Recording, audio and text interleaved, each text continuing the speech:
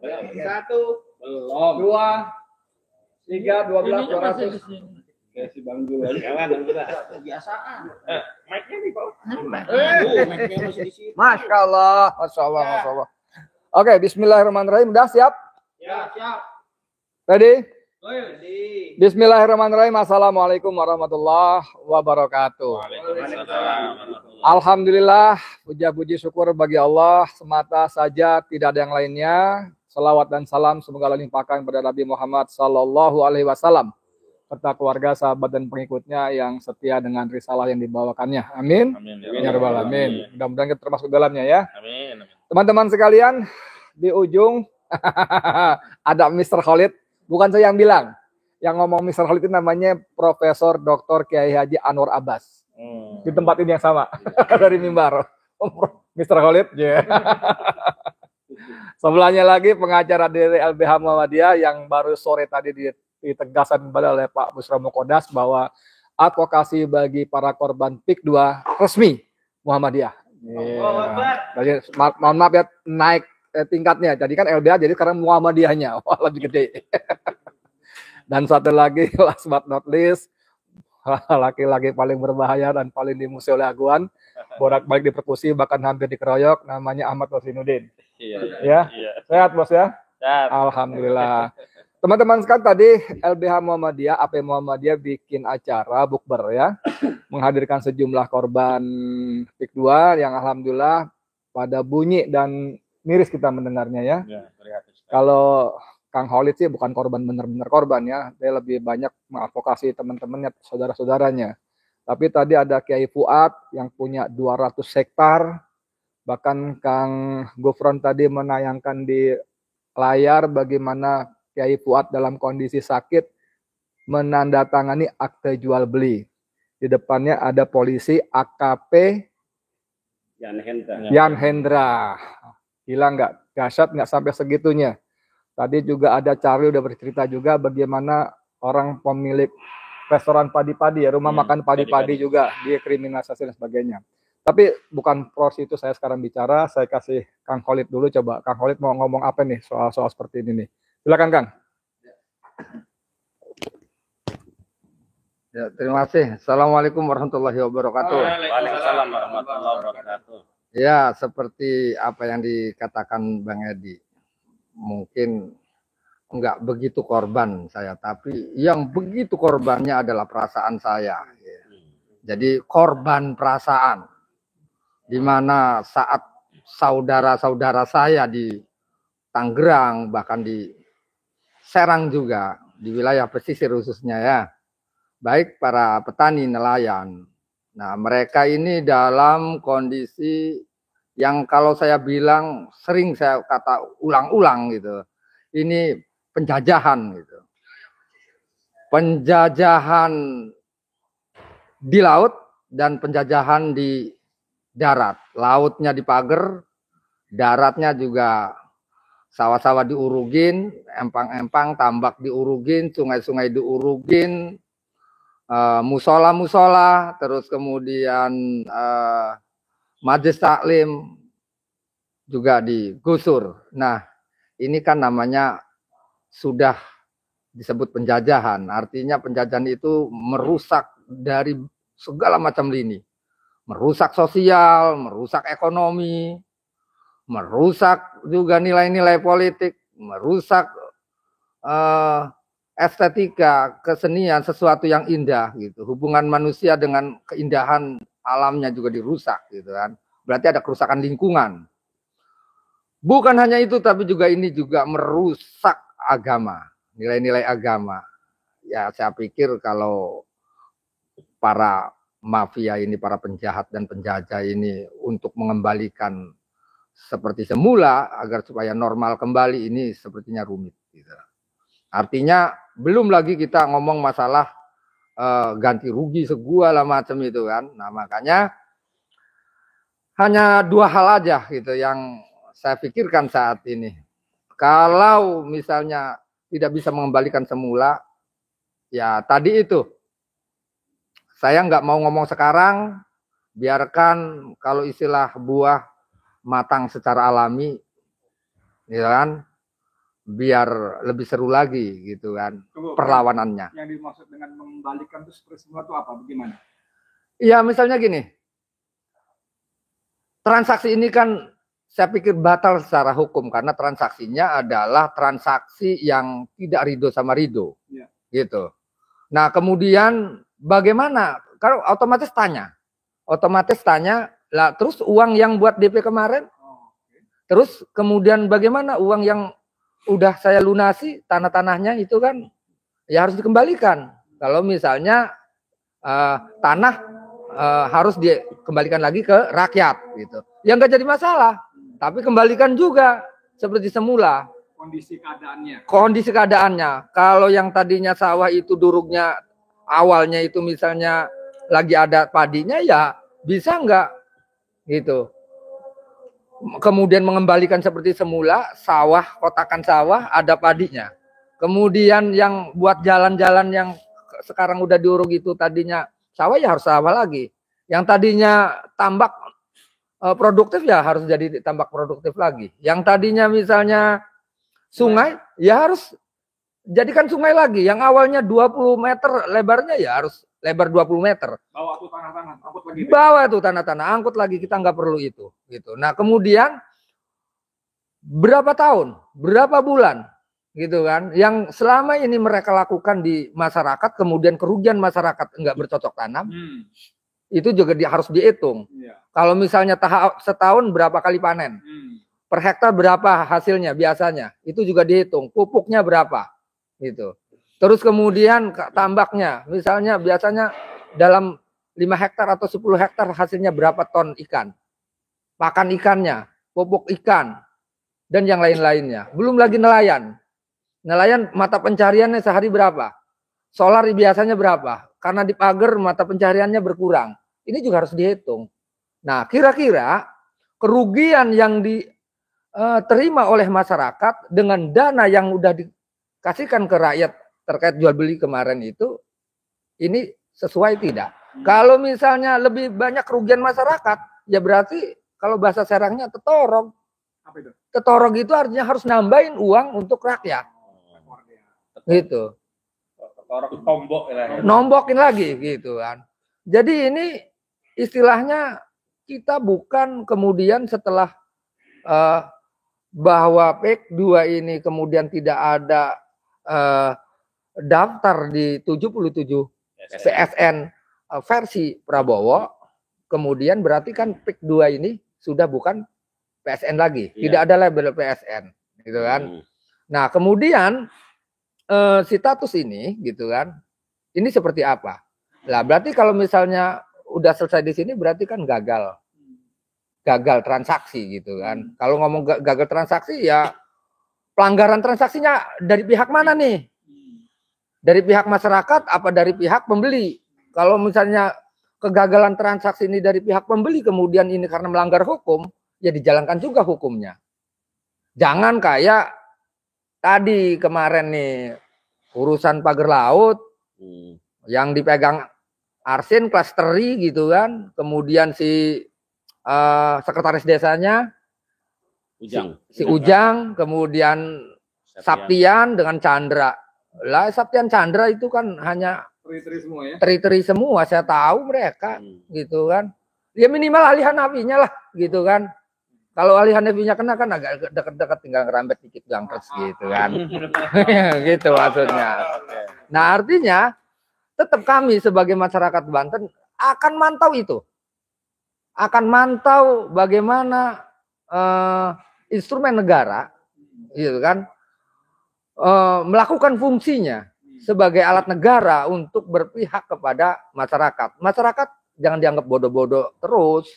Ini memantau. Saya tuh ngerinya takutnya masyarakat mempunyai jalurnya sendiri, jalannya sendiri, gitu. Ya artinya ya terserah omongan saya ini mau dianggap lelucon mau gimana terserah. Tapi ini udah menjadi sunatullah, hukum kausal, gitu kan. Hukum kausal ini, gitu kan. Jika terus-menerus ditindas dan jika terus-menerus hukum tidak pernah tegak di hadapan masyarakat, dan masyarakat pasti akan paham bahwa mereka sedang dipimpin oleh para pemimpin begundal. Pemimpin garong, ngegarong terus adanya kan. Sehingga dilihat ukurannya adalah ketika hukum tidak pernah tegak di hadapan rakyatnya. Berarti rakyatnya mau tidak mau, berani tidak berani, kalah ataupun menang tetap harus melawan. Makanya saya bikin kaos ini. Api revolusi dari Banten. Ini jangan dianggap remeh ini. Ini coretan dinding di dada-dadanya ini. Gitu. Terima kasih. Terima kasih. Mantap bener. Masya Allah. Khalid ini emang kadang-kadang kalau ngobrol sama dia saya bingung. Ini nelayan lagi nyamar apa bagaimana gitu ya. Karena kayak filosof juga, kayak ustadz juga, kayak aduh ampun, ngeri. Tapi juga kayak pemimpin besar revolusi. Tapi di awal tadi Khalid memberikan pengakuan ya bahwa dia ternyata sakit hati. Jadi kalau gerombolan Brasana menyebut ini barisan sakit hati, benar juga ya. Cuman sakit hatinya karena negara dikelola oleh para begundal, oleh para garong, karena hukum tidak tegak sesuai dengan semestinya, itu sakit hati di situ ya kan itu ya. Sekarang kita ke Om Gupro nih. Tadi ada beberapa yang tuntutan-tuntutan dia, ya kembalikan dong. Kalau mau uang muka, pembayaran diambil lagi, itu secara hukum gimana? Mungkin nggak direalisasi. Tapi kalau Bang Gupro ada bawa yang lain sampaikan, monggo juga. Silakan. Ya, terima kasih Kang Edi. Jadi memang tadi kita ada diskusi lah dengan beberapa korban perampasan tanah ya oleh PIK 2. Ada beberapa orang yang sudah kita hadirkan. Tentu ada Charlie Chandra ya, saya kira sudah tahulah kasusnya. Sudah masyhur lah ya. Tapi ada yang menarik dari apa yang disampaikan oleh Pak Charlie, bahwa ada juga perkara lain yang sebetulnya sudah lama kita dengar, Bang. Dulu ada kasus padi-padi. Saya mengamati betul di media dan memang kita tidak terlibat langsung karena setahu saya itu sudah ada kuasa hukumnya. Itu lokasinya di Paku Haji. Jadi dia itu punya usaha kuliner, restoran padi-padi yang memang awalnya tidak disangka-sangka membludak pengunjungnya karena itu kan COVID. Orang butuh hiburan, tempat terbuka, di bawah pohon, melihat sawah hamparan. Jadi modalnya ya hanya gelar tikar. Tapi menarik sekali. Nah, ternyata itu lokasi di situ katanya itu masuk plotting untuk proyek pembebasan lahan PIK 2. Makanya disitulah mulai kan ada pendekatan awalnya dari camat, dari beberapa ormas gitu ya, untuk supaya tanah ini jual. Ormas juga ya? Ormas juga ada. Ya, tapi kan mereka nggak mau jual karena ini kita baru mulai usaha. Tapi dengan berbagai macam cara, bahkan kita kan tadi diperlihatkan ada dibuat pelang ya. Dibuat itu supaya orang nggak bisa datang, ditutup. Nah, yang menariknya adalah jadi ada video seberekaman malam-malam jam 2 itu ada orang yang tidak dikenal mencabut itu. Mencabut pagar itu ya. Dan dari pihak yang pengelola tahunya itu orang lain bahwa baguslah udah dicabut, artinya kita bisa buka usaha lagi. Ternyata itu dijadikan dasar bahwa yang punya tanah, yang mengelola itu dianggap yang mencabut itu pagar-pagar besi itu, yang kemudian dilaporkanlah ke Polres dan dia ditahan di tahanan kan gitu ya. Jadi memang ujungnya adalah ini Ali Hanafi pengen ngambil tanah itu dengan harga semurah-murahnya. Jadi saya tahu betul itu kasusnya. Jadi alhamdulillah sekarang sudah mulai berani, walaupun mungkin tidak muncul ya, tidak muncul secara fisiknya, tapi tidak apa-apa. Paling tidak dia sudah sampaikan bahwa ada banyak kasus perampasan lahan dengan model-model yang sama. Dengan cara apa? Intimidasi lah, teror lah, orang dijadikan tersangka lah, ditahan lah. Sama kayak kasus Haji Fuad Effendi. Ini mirip nih polanya nih. Pak Haji Fuad nggak mau jual tanahnya. 200 hektar. Tapi itu versi polisi, Bang. Jadi di surat yang disodorkan itu sudah ada kata 200 hektar. Haji Fuad bingung, kok polisi tahu ini? Bahkan di titik-titik desa mana segala macam polisi tahu. Loh, kok bisa tahu? Bisa jadi dia kong kali kong dengan BPN. Gitu loh. Kenapa nggak mau jual tanahnya? Karena kalau dijual warga yang lain pasti akan kejual. Kalau Pak Haji Fuad nggak mau jual, warga yang lain yang tanahnya mungkin hanya 1 hektar, 2 hektar, dia nggak akan jual karena Haji Fuad juga nggak mau jual. Jadi emang itu pertarungan. Ali Hanafi gimana caranya Haji Fuad itu tunduk. Maka dipakailah cara-cara hukum. Ya, yang dibuat sedemikian rupa sehingga dia kemudian dijadikan tersangka, DPO, daftar pencarian orang. Maka saya bilang, Haji Fuad itu seperti teroris. Ditangkap, ditahan di bulan puasa tahun yang lalu, Bang. Betapa gajinya. Di dalam tahanan dia disodorkan kertas. Haji tanda tangan. Kalau nggak ada tanda tangan, kita terus bawa ini ke proses hukum. Tapi Pak Haji Fuad bergeming, nggak mau saya. Karena memikirkan warga yang lain. Kemudian dia sakit, dirawat di rumah sakit dan ditunjuk oleh polisian. Tapi itu diawasi 24 jam sama anggota polisi, Bang. Sampai segitunya loh. Ya, padahal dia itu sedang proses pengobatan, tapi dijadikan DPO. Jadi karena berbagai macam upaya, dia di rumah sakit, keluarganya diteror juga oleh polisi, ditongkrongin rumahnya. Akhirnya mungkin pada satu titik, karena memikirkan keluarga, ya sudahlah, tanda tangan. Kemudian dibawa ke PIK. Di PIK itu, ya Kang Masidin, luar biasa. Di luar PIK itu banyak anggota-anggota polisian. Jagain untuk memastikan Haji Fuad itu tanda tangan di dalam.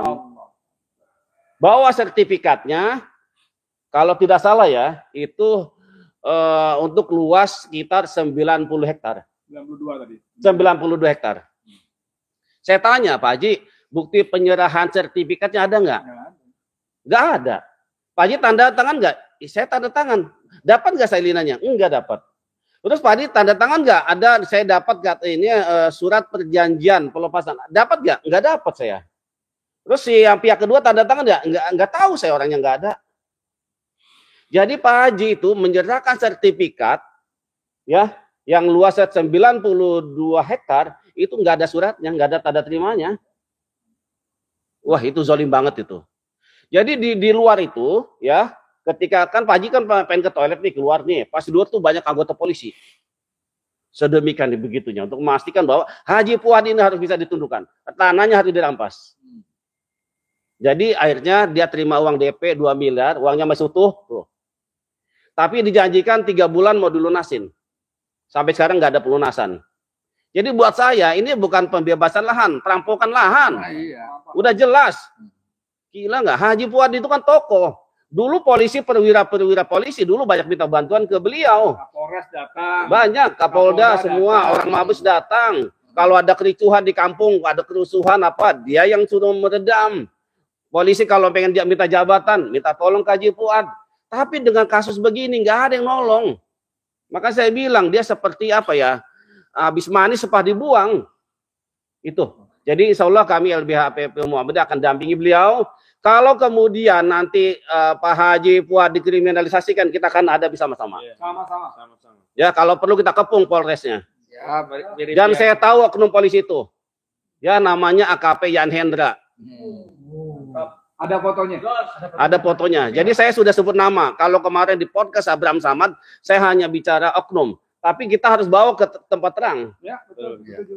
Siap. Dan bentuk keseriusan kami akan laporkan oknum itu ke Propam. Kami juga akan ke Kompolnas. Dan untuk menjamin perlindungannya, kami akan ke LPSK, Lembaga Perlindungan Saksi dan Korban. Ini saya kira nggak main-main. LBH PP Muhammadiyah menjadi taruhan untuk persoalan serius ini. Saya kira itu dulu, Kang Edi. Allahu Akbar. Masya Allah. Memang kalau kita dengar tadi, ini baru cerita kedua versi pendengar. Nah, itu sudah kita bikin marah. Apalagi tadi versi asli dari mulut langsung korbannya, ya. Dengan ya kan pasti beda kan kalau Haji Fuad yang ngomong sama Kang Bupron yang ngomong pasti beda kan, ya kan, walaupun dia bilang saya asli Betawi walaupun mukanya mirip Carly juga gitu. Ada cina-cinanya juga. Oke, sekarang ke Bung Hozin. Ini tadi ada kalimat dari Kang Khalid bahwa kita harus melawan apapun yang terjadi, bahkan dia keceplosan atau nggak keceplosan, walaupun kalah kita akan melawan. Kalimatnya begitu kurang lebih. Apalagi ditambah ada coretan dinding yang ada di dada dia, coretan dinding di dada dia. Api revolusi mulai dari Banten. Nah sekarang sebagai orang yang bolak-balik nih, baru kemarin juga ke sana juga ya, kemana? Tanjung Pasir. Tanjung Pasir ini nggak ngajak-ngajak, tahu ada videonya lagi di mobil ya. Nah ini gimana sebetulnya suasana kebatinan rakyat di sana? Silakan. Iya. Ya yang Nanti pertama. juga pakai perspektif hukumnya. Baik. Pertama. Saya ingin mendudukkan kembali logika perlawanan atau logika perjuangan ya. Jadi sebenarnya kita harus berangkat dari akidah kita Islam bahwa dalam logika perlawanan atau perjuangan itu tidak ada yang kalah. Selalu menang. Gitu. Ukurannya apa? Nah, parameternya apa? Manakala kita tetap menapaki jalan kebenaran dan istiqomah sampai akhir hayat di jalan itu, itulah ukuran kemenangan. Jadi bukan apakah lawan itu menjadi kalah karena perjuangan kita, karena kemenangan itu sebenarnya juga bukan ikhtiar kita. Kemenangan itu adalah pemberian dari Allah Subhanahu wa taala. Makanya di surah An-Nasr itu ditegaskan oleh Allah, idza ja'a nasrullahi wal fath wa ra'aitan nasa yadkhuluna fi dinillahi afwaja. Nah, ini yang menarik adalah fasabbih bihamdi rabbika wastaghfirhu innahu kana tawwaba. Kenapa ketika kemenangan kita diminta untuk banyak bertasbih dan istighfar? Ya, karena umumnya kita terlalu terbawa pada logika kausal tadi. Sebab akibat, seolah-olah sebab dari kemenangan itu adalah ikhtiar kita melakukan perlawanan. Padahal kemenangan itu adalah pemberian. Tapi memang pemberian itu tak kemudian datang begitu saja. Maka hari ini kita semua sebenarnya sedang melayakkan diri untuk menerima pemberian dari Allah berupa nasrullah dan kemenangan. Memantaskan diri. Iya, memantaskan diri agar memang kita layak diberi pertolongan dan kemenangan. Sebab tanpa pertolongan Allah tidak akan ada kemenangan. Itu yang pertama. Yang kedua, dari berbagai temuan data lapangan, baik terkait perampasan tanah di laut, pagar lautnya, sertifikat lautnya, apalagi perampasan tanah di darat, ya kita publik harus membawa perkara ini jangan ke arah pinggiran, tapi harus kepada muara persoalan, sebab atau akar dari biang kezaliman yang terjadi di tanah Banten ini. Makanya tadi kalau sudah sering disebut nama Ali Hanafi Ahlijaya, saya tegaskan Ali Hanafi Ahlijaya itu juga otak dari pagar lautnya, juga otak dari sertifikat lautnya, juga otak perampasan tanah di daratan. Yang kalau di tanah daratan ini peristiwa sudah lama, bukan hanya sejak PSN di 2023 lalu bulan Maret ditetapkan, tapi sejak lama. Ada yang sejak 2015, 2017, ada 2018 banyak. Nah, sehingga kita semua jangan mau percaya pada sinetron hukum yang saat ini sedang diperagakan oleh badut-badut kekuasaan yang ada di pemerintah. Siapa aja tuh badutnya? Misalkan badut kekuasaan yang menyatakan bahwa pagar laut sudah selesai, sudah tuntas, sudah ada komitmen untuk membayar 48 miliar rupiah, pelakunya adalah Kades Kohot dan juga staf Kohot Arsin dan Tarsin. Saya bilang ini badut gitu. Kenapa?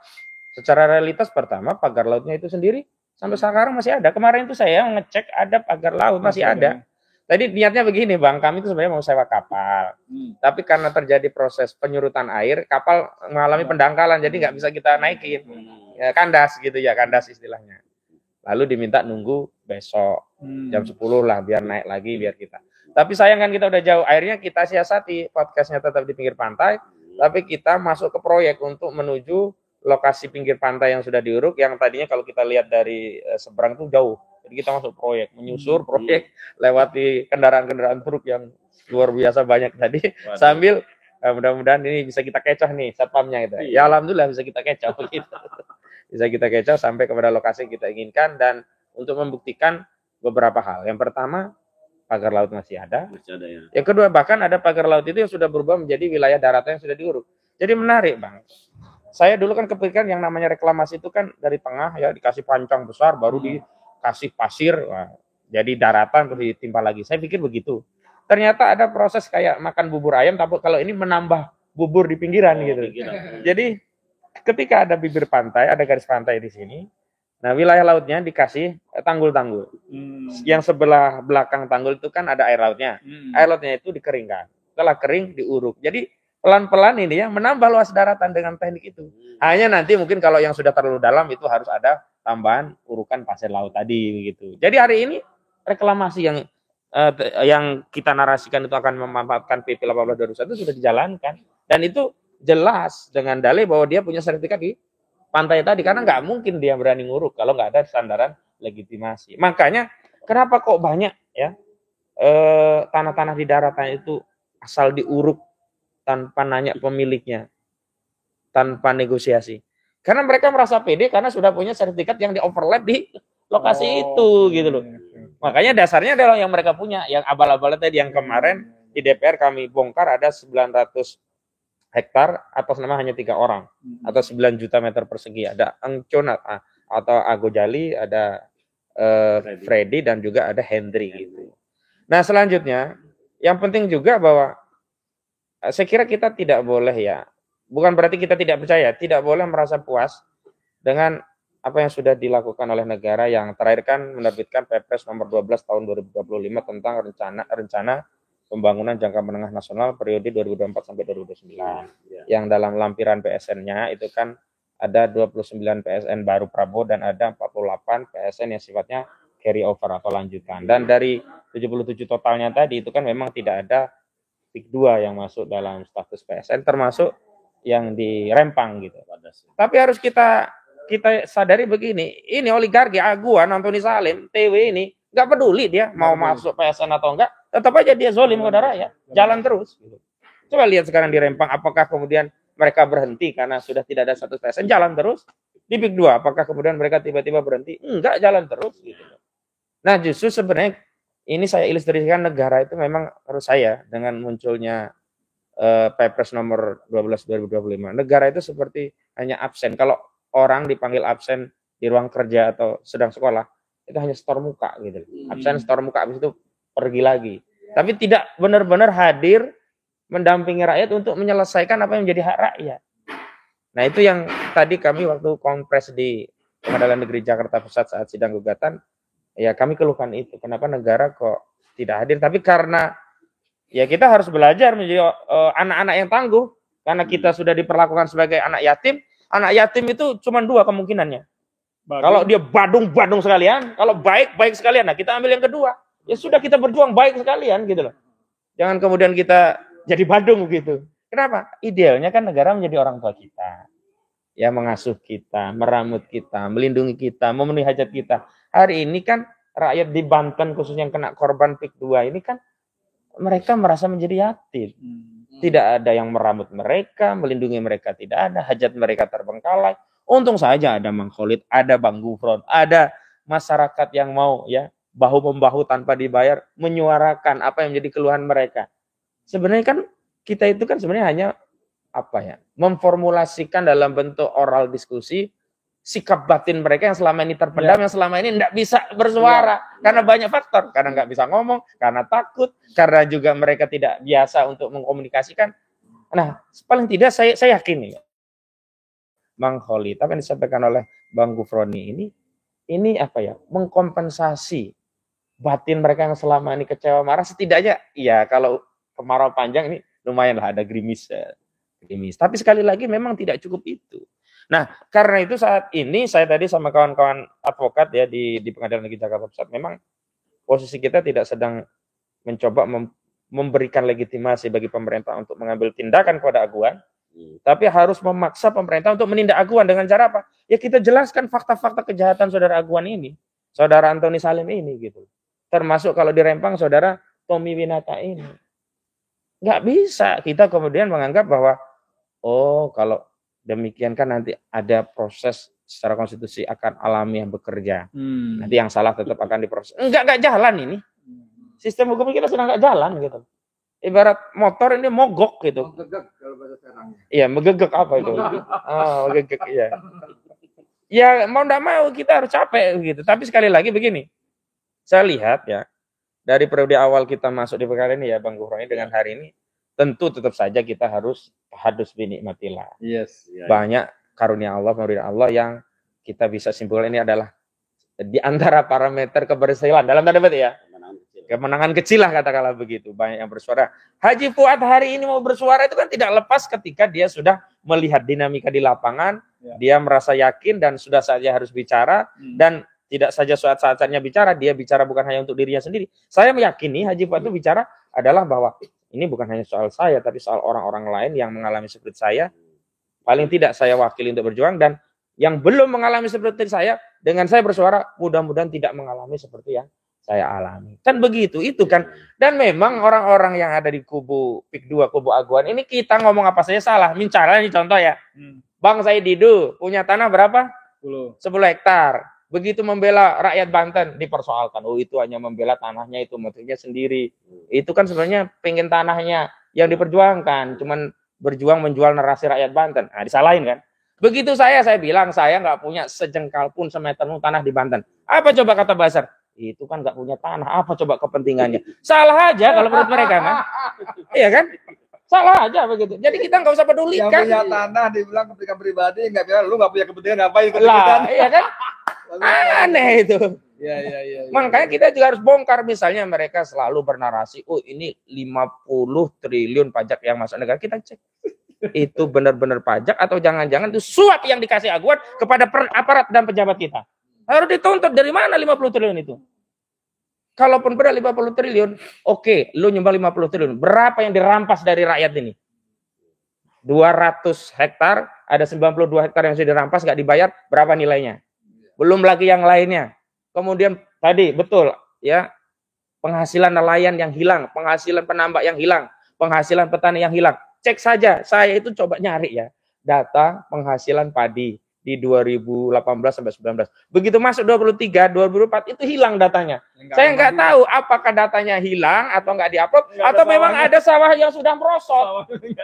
Sawahnya nggak ada kan, harus cek itu kan ada bekas apa namanya kota dalam angka, kabupaten dalam angka itu kan muncul biasanya. Ini nggak muncul di kabupaten. Saya coba cari biar datanya lebih menohok gitu loh. Nggak muncul penghasilan padi Kabupaten Tangerang di periode 2003-2024 itu. Sebelumnya itu termasuk lumbung-lumbung desa, walaupun sebenarnya masih ada sih Bang. Tapi turun drastis. Kenapa? Ya sawahnya diuruk, irigasinya dirusak. Begitu. Dan terakhir saya kira ini yang penting Bang, kita memang nggak punya tanah, kita memang nggak punya saudara di Banten, tapi kan satu persaudaraan kita kan karena akidah Islam. Yang kedua, selain karena persaudaraan Islam, kita diperintahkan agama kita untuk, benar, membela orang-orang terzalimi. Walaupun Charlie Chandra bukan Muslim, tetap kita bela. Kenapa? Karena kita, agama kita diperintahkan tidak diam ketika ada kezaliman, dan kezaliman itu bukan hanya yang menimpa umat Islam, kepada umat non Muslim pun kalau itu kezaliman ya kita bela. Nggak bisa kita diam. Kalau kita diam melihat apa kezaliman, berarti apa? Setan bisu. Demikian ya, kasih kembali. Oke, makasih banyak.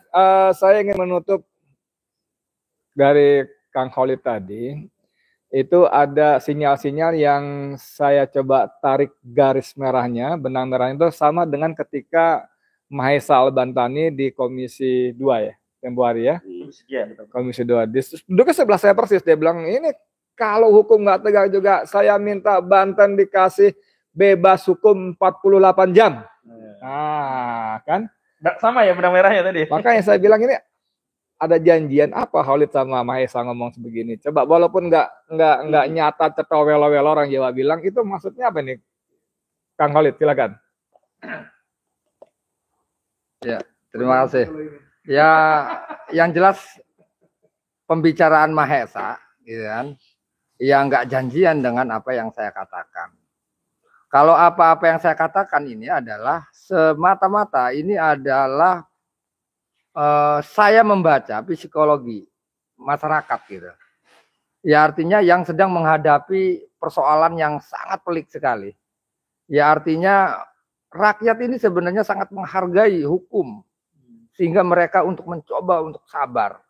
Ya gimana nggak sabarnya masyarakat dengan kondisi negara gitu kan, atau ya bangsa ini seperti korupsi di mana-mana, kerusakan lingkungan, penyerobotan lahan gitu kan.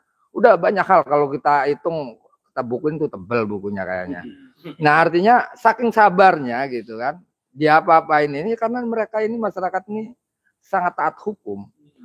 Cuman ya tadi itu mungkin ya Mahesa juga bicara seperti itu, mungkin juga mereka juga ada kegundahan juga yang sama gitu. Nah mungkin ini juga ada jutaan masyarakat Banten, rakyat Banten yang percis perasaannya seperti apa yang saya katakan dan juga percis apa yang Mahesa katakan gitu kan.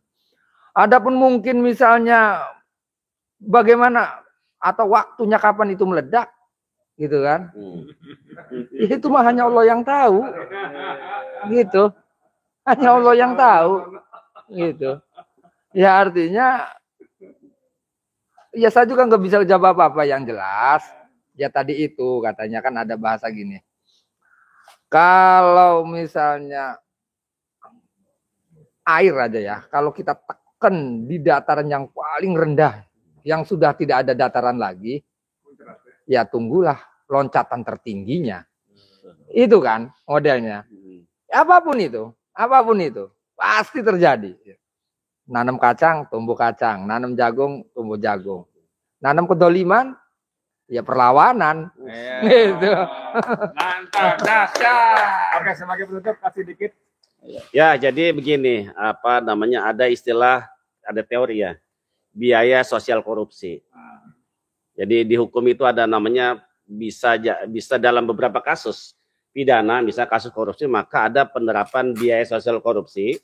Orangnya selain di penjara, aguan katakanlah di penjara, maka harus ada sanksi biaya sosial. Biaya sosial itu sama tadi, mengembalikan kepada semula, ya, apa yang kerugian yang diderita oleh rakyat, tanah-tanah yang sudah dirampas, gitu ya, maka harus dikembalikan kepada yang semula. Dihitung berapa kerugiannya, berapa triliun kerugian yang diderita oleh rakyat Banten atas perampasan tanah yang dilakukan oleh pengembang Agung Sedai Group. Ya, jadi tentu kami melihat bahwa ada upaya-upaya yang bisa kita lakukan. Yang pertama adalah tentu saja kita tetap mempertahankan haknya. Apalagi sudah ada 77% di mana PIK 2 tidak masuk, gitu ya. Oleh karenanya maka berlakulah hukum dagang, suka sama suka atas dasar kesepakatan. Tidak boleh ada pemaksaan, ya kan, atau apalagi intimidasi, teror dan segala macam. Jadi oleh karenanya bagi masyarakat yang sudah terlanjur menjual sawahnya dan banyak juga yang belum lunas, tentu kita minta agar mereka untuk melakukan namanya negosiasi ulang. Harganya harus sesuai harga pasaran. Kalau pihak Agung Sedai Group tidak mau, maka kami bisa saja meminta agar masyarakat untuk merebut kembali tanah-tanah itu.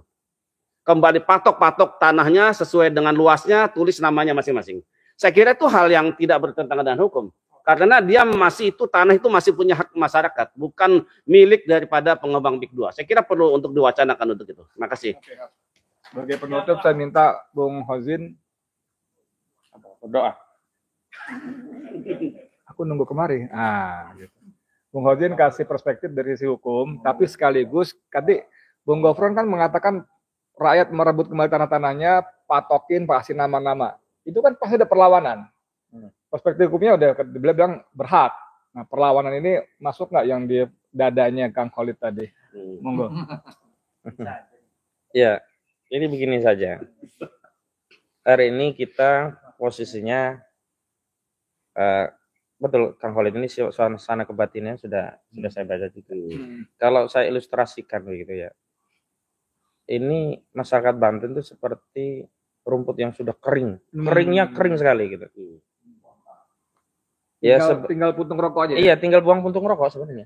Korek sedikit. Tinggal puntung rokok. Gitu. Tapi sebenarnya saya tidak berharap apa yang disampaikan Bang Khalid itu terjadi. Apa yang dilakukan oleh dikatakan Mahesa itu terjadi, saya nggak berharap.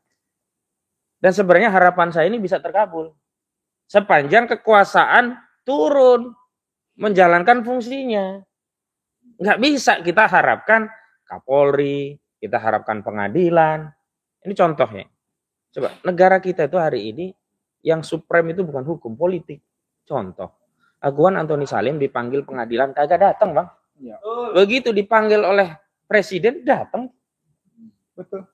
Sebenarnya kan selesainya gampang juga kalau Presiden panggil Aguan, panggil Antoni Salim, panggil Tommy Winata, tapi konteksnya bukan ngomongin Danantara, bukan ngomongin ekonomi negara, tapi ngomongin kezaliman mereka dan minta mereka tanggung jawab. Selesai. Tapi kalau itu tidak dilakukan oleh pemerintah, tidak dilakukan oleh negara, saya tidak berharap, tapi kalau itu terjadi, ini adalah konsekuensi dari hukum kausal tadi gitu loh. Kalau ada yang dizolimi, ya pasti melawan.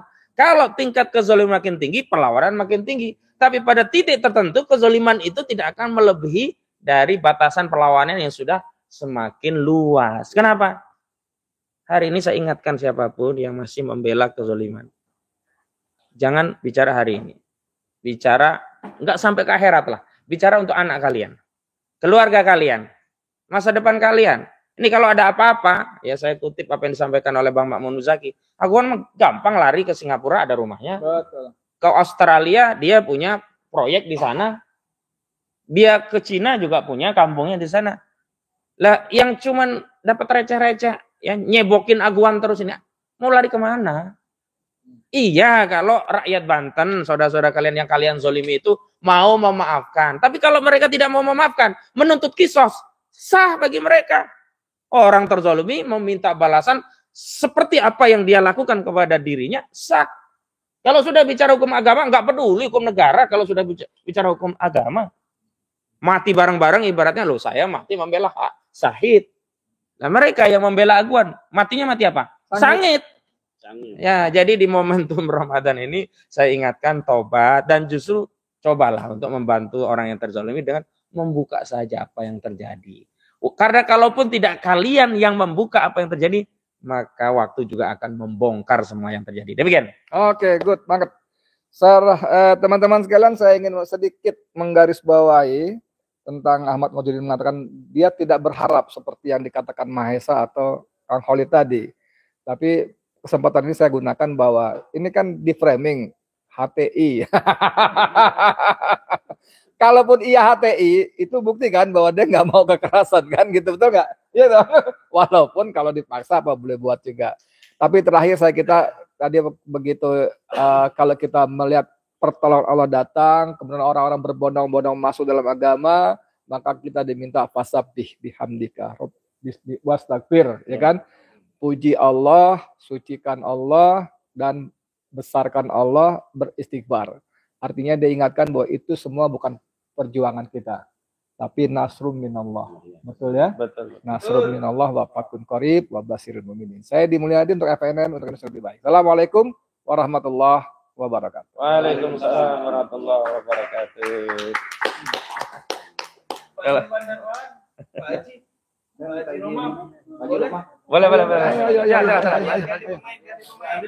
Ganti pemain. Biar mati. Udah mati belum? Kalau nggak masuk.